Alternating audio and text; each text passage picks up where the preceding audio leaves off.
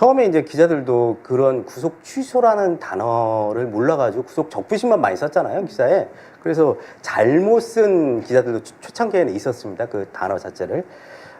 그만큼 법에 사각지대에 있는 저 구석에 있는 이제 법꾸라지들이 이제 찾아내서 한 건데, 그렇게 법의 빈 구석을 찾아내면 어떻게 할 방법이 없다라는 지금 이런 말씀이시잖아요.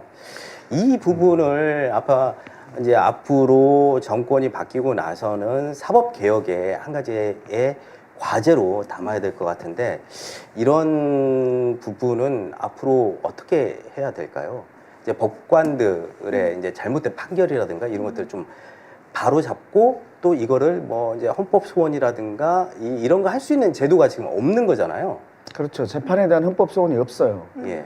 그러니까 헌법 소원이라는 게 공권력의 행사 불행사로 국민의 기본권을 침해할 때 헌법 소원인데, 그 공권력 중에서 가장 강한 공권력이, 확정적인 공권력이 재판이에요. 네. 재판이라는 공권력에 대해서는 재판이라는 공권력으로 국민의 기본권을 침해해도 헌법 소원 하지 말라는 거거든요. 네. 그러니까 재판에 대해서 너무 큰 특혜를 주는 거예요. 여기에 대해서는 다툴 수가 없게 만드는 거죠. 그래서 독일 같은 경우는 재판 헌법 소원이 있습니다. 재판에 대해서 헌법 소원을 해요. 예, 예.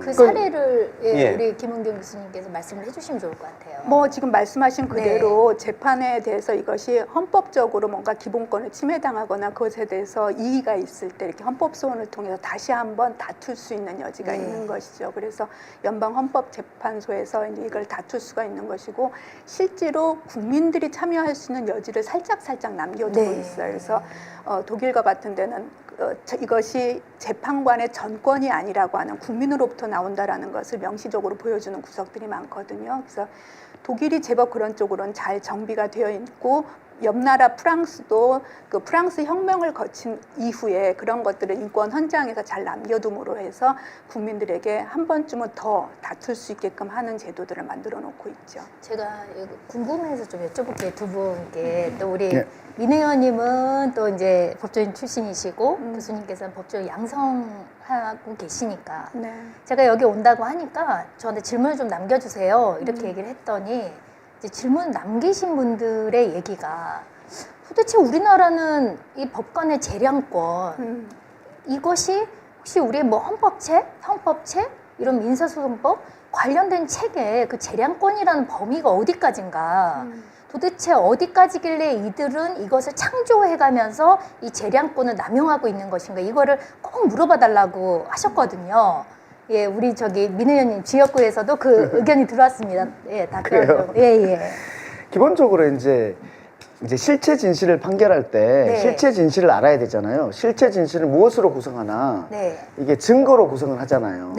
증거가 여러 개가 있는데 거기에서 어떤 것을 취하고 어떤 것을 버려서 어떤 것을 취하는 것으로 실체 진실을 만드는데, 증거를 어떤 것을 취하고 버릴 것인가와 관련해서 자유심증인 거예요. 자유심증주의. 예, 자유심증주의가 있는 거고, 또 하나는 그다음에 우리 무엇을 사람을 죽인 사람은 뭐뭐에 처한다라고 할 때 뭐뭐에 처한다라고 하는 그 양형에 대해서도 우리가 뭐 뇌라는 사기 또는 무기밖에 없지만 다른 것은 뭐 몇 년 이하의 형이다라고 하면 그 범위가 쫙 있는 거잖아요. 그 범위 내에서 결정을 할 수 있는 것도 자유심증주의인 거예요. 그러니까 굉장히 많은 재량을 가지고 있는 거예요. 법관들이. 개개인이. 그렇다면은 교수님, 이제 그 독일이나 그러니까 우리나라에서 사실 이 헌법이 만들어지고 관련 법이 만들어지고 했을 때 이런 걸 모르지는 않았을 것 같아요. 근데 왜 지금까지 이것이 작동하지 않았는지 이것을 국민들이 굉장히 궁금해 하시거든요. 우리가 아예 법이 조선시대 때 없었던 건 아니에요. 경국대전이 우리의 소위 법이에요. 그런데 한 나라가 만들어질 때는 반드시 헌법이 있어야 되는데, 우리가 사실은 헌법을 바로 만들 수가 없었으니까 서양의 모델들을 가져다가 또는 일본을 통해서 모법을 이제 받아다가 법을 만들었단 말이에요. 근데 이제 그것이 작동하는 과정에서 우리는 독재도 겪고 군부도 겪고, 그러면서 이 법의 해석들이 경우에 따른 정치적으로도 활용이 되고 자의적으로 가는 경향도 있어지고, 그러나 법이라고 하는 것을 적용할 때는 분명히 해석의 기준들이 있어요. 법은 네. 해석법학이거든요. 네. 어떤 조문들을 이 상황에다 아까 이제 민 의원님께서는 사실관계에 대한 어떤 증거 문제를 말씀하셨지만 네. 그런 것들이 다 정리가 되고 나면 법을 적용을 해야 되는데 이 적용에서도 약간의 그 말하자면 법관들의 그 어떤 그 법과 재량이 양심 이런 근데 그 양심이 도대체 무엇인지에 대해서 설명을 해야 되는데 우리들은 법과 양심이라고 할 때 양심에 따라 했다 놓고는 그것이 마치 자기가 제대로 판단했다라고 하는 근거로 작용하는데 그럼 양심이라는 게 뭐냐? 그렇죠. 국어적으로 양심이라고 하는 것은 옳고 그름을 판단하거나 선악을 판단하는 도덕적 가치라고 우리가 보통 해석을 네. 하는데 실제로 양심은 우리가 이 법관들이 쓰는 그 양심 그런 양심으로 보이지가 않는 거예요. 네. 그냥 당신의 가치 판단. 네네. 그렇게 그게 문제죠. 예, 이해가 돼서 그게 잘못하면은 재량으로 넘어가는데 분명히 법의 해석에는 해석의 원칙이 있어서 문자의 이치대로 해석을 해야 되고 앞뒤 논리에 맞는지 논리 맥락으로 봐야 되고 학문적인 이치에 따라서 해석해야 되고 그래도 안 되면 6번 해석이라고 하는 것이 소위 말하면 재량권의 여지를 이해하는 부분이거든요. 네.